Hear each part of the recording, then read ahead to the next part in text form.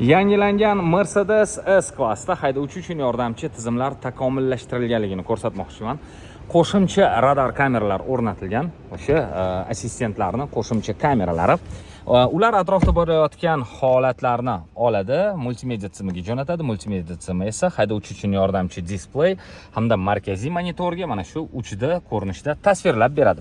Hozir avtoparkovka tizimida ham ko'rishimiz mumkin. Albatta bizda joy kam, mana shu joyi o'zida ham o'ziga mos parkovka joyini ko'rsatadi. Undan tashqari parktroniklar juda ham qiziqarli holatda ishlaydi va vizualizatsiyasi juda ham zo'r. Qarang.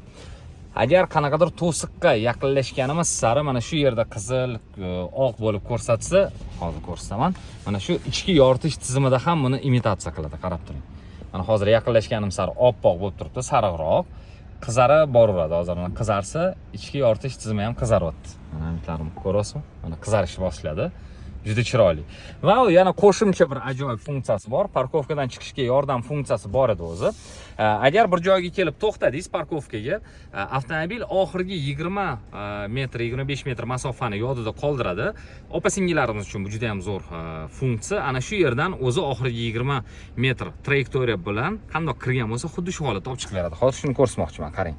Начать движение задним ходом. Faqatgina gaz tormozni o'zini bosib turamiz, avtomobil o'zi boshqaruvni qo'liga oladi. Mana hozir 10 metr yo'limiz bor ekan, avtomobil harakatimiz boshlanganda qayerda bo'lsa, o'sha yerga olib kirib qo'yadi.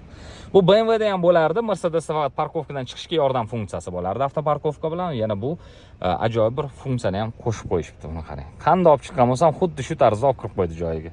Va mana hozir endi to'xtaydi deydi. Mana mashina o'zi to'xtadi. Men tormoz bosganim yo'q. Bo'ldi, to'xtadi. Boshqaruvni qo'lingizga oling dedi.